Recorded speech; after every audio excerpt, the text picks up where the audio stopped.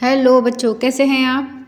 आज हम कक्षा 7 विषय हिंदी बसंत भाग 2 के पाठ नंबर 7 जिसका नाम है अपूर्व अनुभव, इसके सभी प्रश्न उत्तरों को देखने वाले हैं।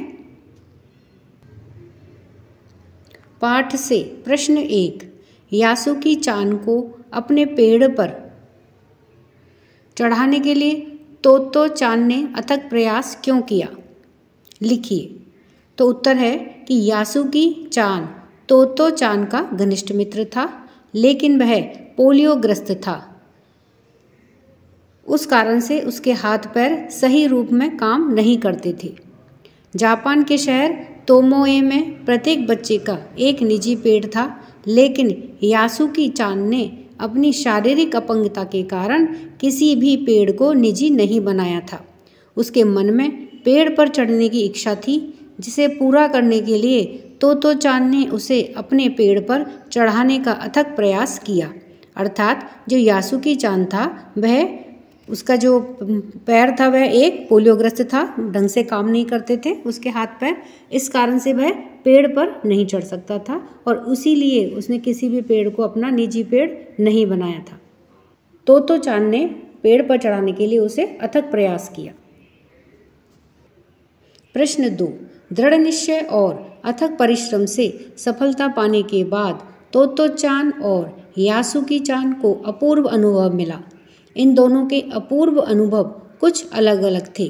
दोनों में क्या अंतर रहे, लिखिए। अपूर्व अनुभव यानी कि अनोखे अनुभव। उत्तर है कि दृढ़ निश्चय और अथक परिश्रम से सफलता पाने के बाद तोतो चान और यासुकी चान को मिले अपूर्व अनुभव में अंतर यह था कि यासुकी चान पोलियोग्रस्त होने के कारण किसी भी पेड़ पर चढ़ने में सर्वथा असमर्थ था। सपने में भी नहीं सोच सकता था कि वह पेड़ पर चढ़ करके ऐसा सुखद अनुभव कर सकता है। तोतो चान ने जब अथक परिश्रम से अपने पोलियोग्रस्त साथी को पेड़ पर चढ़ा करके उसका स्वागत किया तो उसे हार्दिक खुशी और संतुष्टि प्राप्त हुई। अर्थात यासुकी चान तो पेड़ पर चढ़ करके उसे अनोखा अनुभव प्राप्त हुआ और जो उसका साथी था तोतो चान वह उसे पेड़ पर चढ़ा करके उसे बड़ी ही हार्दिक खुशी और संतुष्टि प्राप्त हुई। तो इस तरह से दोनों के ही अनुभवों में अंतर था। प्रश्न 3, पाठ में खोज करके देखिए कि कब सूरज का ताप यासुकी चान और तोतो चान पर पड़ रहा था। वे दोनों पसीने से तरबतर हो रहे थे और कब बादल का एक टुकड़ा उन्हें छाया दे करके कड़कती धूप से बचाने लगा था। आपके अनुसार इस प्रकार परिस्थिति के बदलने का कारण क्या हो सकता है। उत्तर है कि तोतो चान ने अपने विकलांग मित्र को पेड़ पर चढ़ाने के लिए सीढ़ी का उपयोग किया। फिर असमर्थ रहने के कारण उसने तिपाई का उपयोग किया। उसने अपने अथक परिश्रम से तिपाई के सहारे ऊपर चढ़ाने का प्रयास किया। इस प्रयास में दोनों ही सूर्य की तेज गर्मी होने के कारण पसीने से तरबतर हो गए, लेकिन जब अथक परिश्रम के बाद तोतो चान के सहारे से यासुकी चान पेड़ की द्विशाखा पर चढ़ गया, तब बादल का एक टुकड़ा बीच बीच में छाया करके उन्हें कड़कती हुई धूप से बचा रहा था।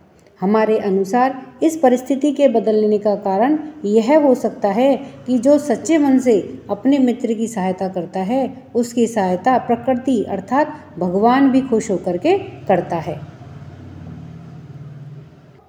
प्रश्न 4, यासुकी चान के लिए पेड़ पर चढ़ने का यह अंतिम मौका था।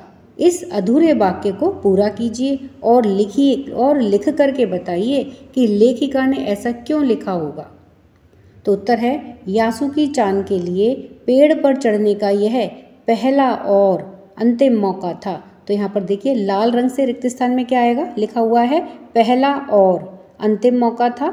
लेखिका ने ऐसा इसलिए लिखा होगा कि तोतो चान ने अपने मित्र पोलियोग्रस्त यासुकी चान को बहुत जोखिम उठा करके बड़ों से छिपा करके पेड़ पर चढ़ाया था।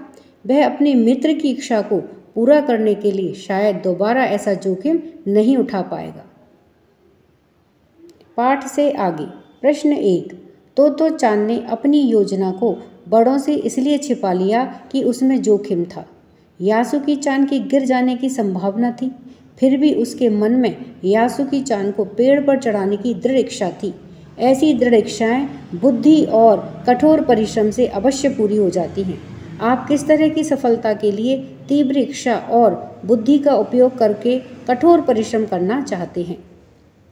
तो उत्तर है कि यह बात सही है कि तोतो-चान और यासुकी-चान ने पेड़ पर चढ़ने का कार्य अत्यंत ही दृढ़ निश्चय और परिश्रम से पूरा किया था। ऐसी दृढ़ इच्छाएं वास्तव में बुद्धि और कठोर परिश्रम से अवश्य ही पूरी होती हैं। यानी कि हम मन में जो भी दृढ़ इच्छा रखते हैं उसके लिए हमें अपनी बुद्धि और कठोर परिश्रम तो करना ही पड़ता है। मैं भी मेहनत करके एक वैज्ञानिक या डॉक्टर बनना चाहता हूँ, जिससे कि मेरे द्वारा समाज को बहुत लाभ मिले। प्रश्न 2, हम अक्सर बहादुरी के बड़े बड़े कारनामों के बारे में सुनते रहते हैं, लेकिन अपूर्व अनुभव कहानी एक मामूली बहादुरी और जोखिम की ओर हमारा ध्यान खींचती है। यदि आपको अपने आसपास के संसार में कोई रोमांचकारी अनुभव प्राप्त करना हो तो कैसे प्राप्त करेंगे? तो उत्तर है कि अपने आसपास किसी पहाड़ पर चढ़ना या उतरना, तैराकी सीख करके किसी नदी तालाब में अलग अलग स्टाइल में तैराकी करना, स्केटिंग करना इत्यादि कार्य ऐसे हैं जिनसे रोमांचकारी अनुभव प्राप्त कर सकते हैं। अनुमान और कल्पना। प्रश्न 1, अपनी माँ से झूठ बोलते समय तोतो-चान की नज़रें नीची क्यों थी? तो उत्तर है कि तोतो-चान ने अपनी माँ से झूठ कहा था कि वह यासुकी-चान से मिलने उसके घर डेरेंचोफू जा रही है। तोतो-चान में आत्मविश्वास पहले जैसा नहीं था, इसी कारण से वह अपनी माँ से नज़रें मिला करके बात नहीं कर पा रही थी और इसीलिए उसकी नज़रें नीची थी, यानी कि वह अपनी माँ से झूठ बोल रही थी। प्रश्न 2, यासुकी-चान जैसे शारीरिक चुनौतियों से गुजरने वाले व्यक्तियों के लिए चढ़ने उतरने की सुविधाएं हर जगह नहीं होती, लेकिन कुछ जगहों पर ऐसी सुविधाएं दिखाई देती हैं। इन सुविधा वाली जगहों की सूची बनाइए। यानी कि जो व्यक्ति हाथ या पैर से चलने में असमर्थ होते हैं, अपंग होते हैं, तो उनके लिए कुछ जगहों पर विशेष सुविधाएं दिखाई देती हैं, तो हमें ऐसी सुविधा वाली जगहों की सूची बनानी है। तो उत्तर है कि यासुकी-चान जैसे शारीरिक चुनौतियों से गुजरने वाले व्यक्तियों के लिए चढ़ने उतरने की सुविधाएं हर जगह नहीं होती, लेकिन ऐसी शारीरिक चुनौतियों से गुजरने वाले व्यक्तियों के लिए यदि चढ़ने उतरने की सुविधाएं प्रदान कर दी जाएं तो उनके चलने फिरने में सहूलियत हो सकती है।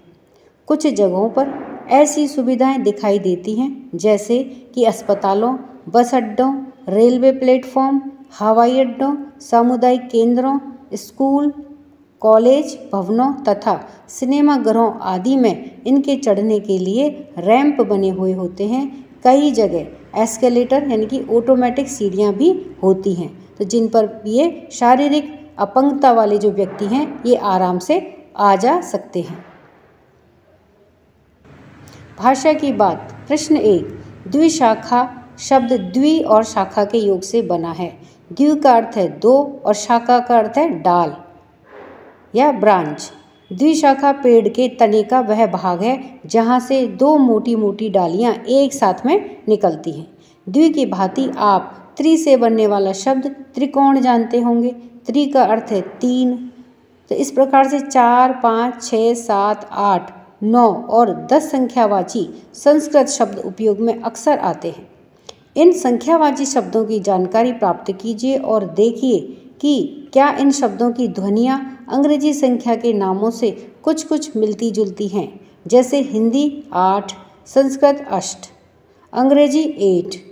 तो इनकी ध्वनियाँ हमें एक जैसी सुनने में दिखाई देती हैं। तो उत्तर है कि इन संख्यावाची शब्दों की जानकारी के लिए हमने यहाँ पर देखिए सारणी बना करके दी है। तो आइए इन्हें देखते हैं। जैसे संख्या है 4, तो हिंदी में 4 बोलेंगे, संस्कृत में चत्वार और अंग्रेजी में 4। संख्यावाची शब्द चतुर्भुज। फिर है संख्या है जैसे 5, तो हिंदी में लिखेंगे कैसे इसको 5, संस्कृत में पंच, और अंग्रेजी में 5 और संख्यावाची शब्द पंचभुज, 5 भुजाओं का होता है इसलिए पंचभुज। उसके बाद है 6, तो 6 को संस्कृत में क्या कहते हैं? षट। इंग्लिश में या अंग्रेजी में क्या कहते हैं? 6। और संख्यावाची शब्द हो गया षटभुज। अब है 7 यानी कि 7, हिंदी में कहेंगे 7, संस्कृत में सप्त, अंग्रेजी में 7 और संख्यावाची शब्द हो गया सप्तपदी। अब है संख्या 8, हिंदी में कहेंगे 8, संस्कृत में अष्ट और अंग्रेजी में 8, संख्यावाची शब्द हो गया अष्टभुज। अब है 9, हिंदी में कहेंगे 9, संस्कृत में नवम, अंग्रेजी में 9 और संख्यावाची शब्द हो गया नवरस, नौरस, नवरस।